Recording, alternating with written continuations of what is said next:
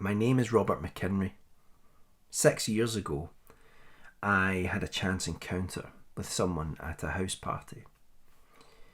I had been drinking too much that night and had become a bit boorish, as sometimes I do, talking about anything and everything, but really controlling the conversation a little bit too much. And I know when I get like that, but I just can't help myself sometimes if I've had too much to drink. I could see people's eyes rolling at me throughout the room that we were in.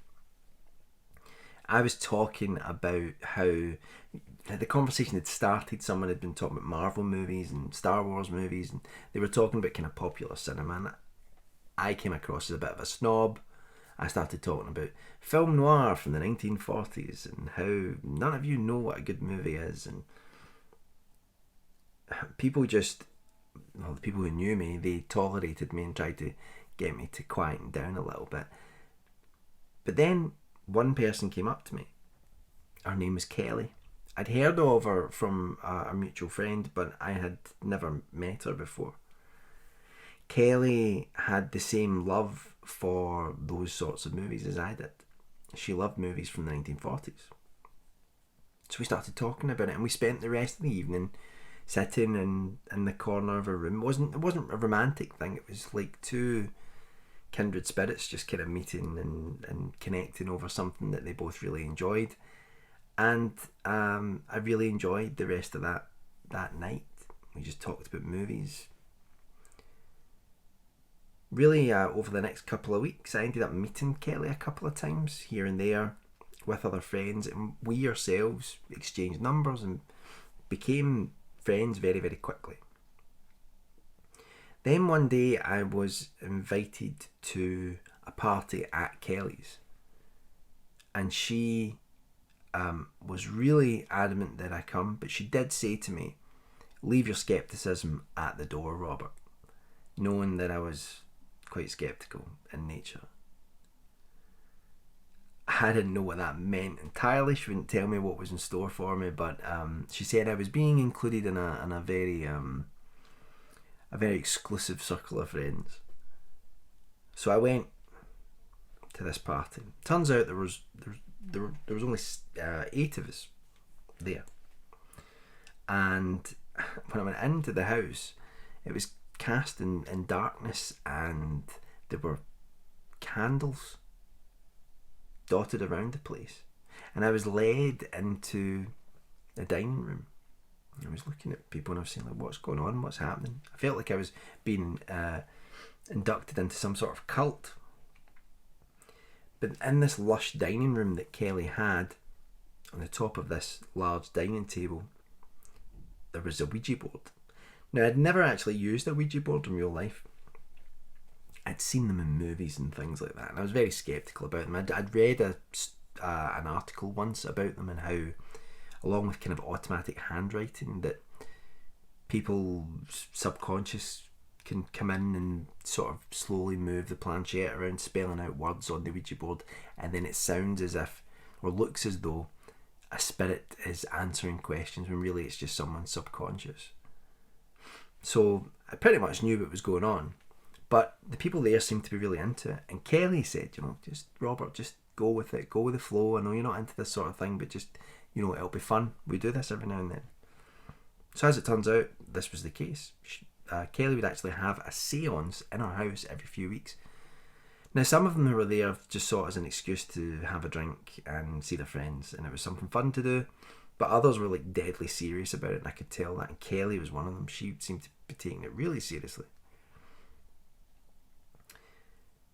So we sat down, we put our hands on the planchette, we're in the darkness and we're surrounded by all these candles that are around the room.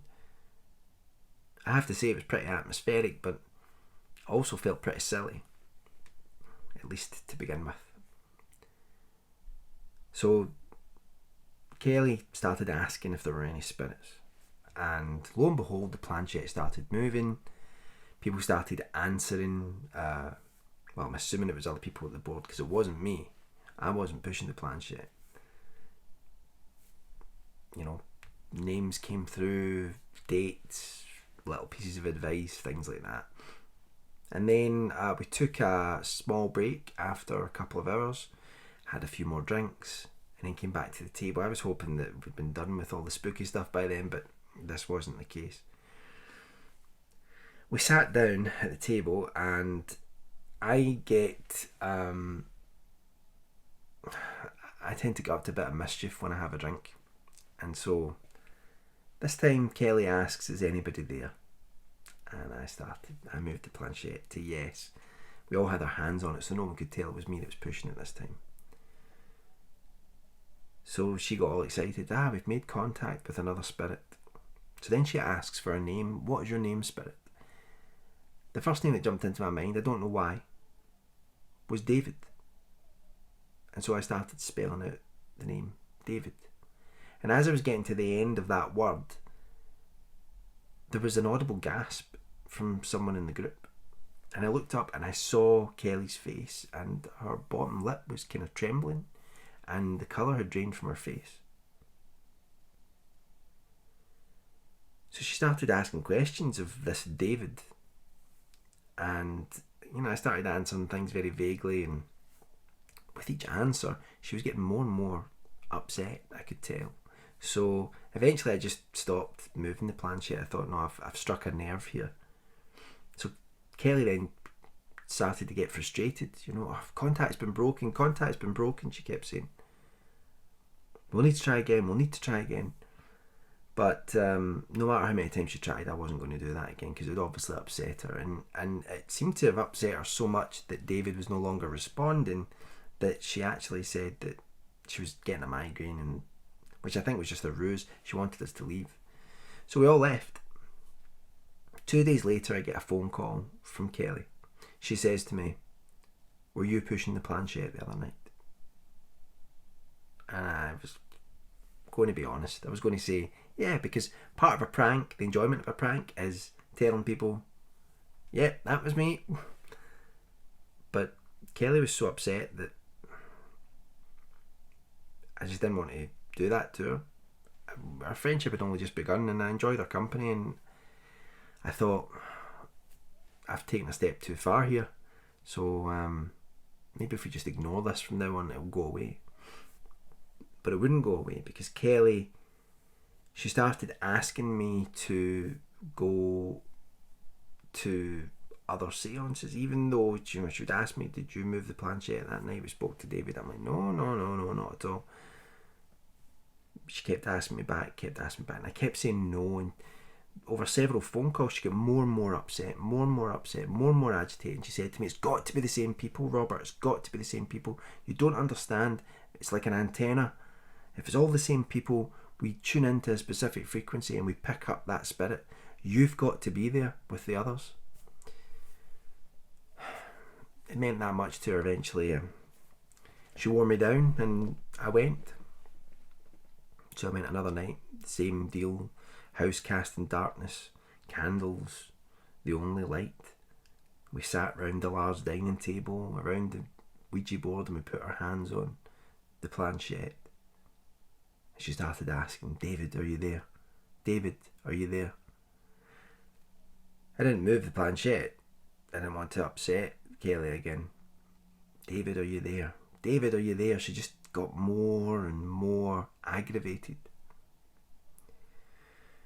And then eventually we took a break, and I took a mutual friend of ours aside from the group, and I asked her, I said, what's going on? And she said, listen, Kelly was engaged to a guy called David, and a couple of years ago David went for a hike nearby these cliffs, and he never came back.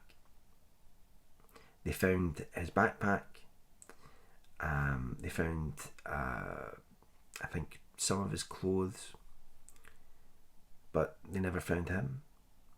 And apparently David had had quite a sombre mood that day, so eventually the police assumed that he had gone over to the cliffs and jumped into the water, to the rocks below, and his body was never found. Now suddenly David was talking to Kelly through the Ouija board from beyond the grave. Now I had no way of knowing that that's how it would appear, but Kelly was absolutely adamant that David had to speak to her. And it was at that point that I heard sobbing coming from another room, and I went through, and Kelly was sitting on her own. I sat down next to her, and I told her that her friend had explained to us what had happened with David. And she just kept saying, I've got to talk to him. I've just got to know he's okay. I've got to know he's okay. She kept saying this over and over and over again, and my heart just broke for her. And look, I know it wasn't right, but I thought, what harm could it do? So I said, look, let's go back to the Ouija board, see if we can contact him again. And so we sat there, hands on the planchette, contacting David again. David, are you there? Kelly asked. And I moved the planchette to yes. And she was so excited. So excited. And she started crying, tears, half of pain, half of joy streaming down her face. And then she started asking questions like, what happened to you? Where are you? I didn't know what to do. I don't know why it came into my head, but I spelled out the word heaven. And then I said on the board, I'm okay. And she just wept. She just absolutely wept, Kelly. And she stepped back from the board, and it was as if a huge release had come over, and we all huddled round her and tried to make sure she was okay. And eventually she composed herself and said, I'm okay. I know he's okay. And that's all that matters. I know he's okay. I know David's okay. He's on the other side. So I thought I'd done a good thing that night.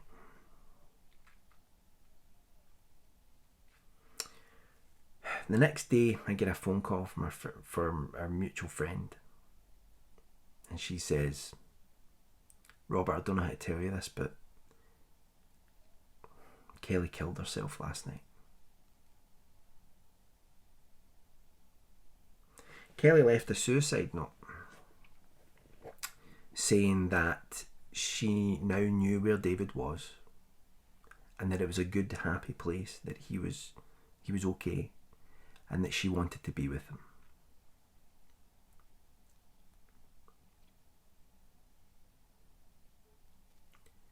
I felt like someone had punched me in the chest when I heard that. It was my fault. I just wanted to make Kelly feel better. Something much worse than that happened, just to add fuel to the fire of my guilt. About 6 months later, David was found alive and well. He'd been homeless all that time. A complete mental breakdown. They could have been together.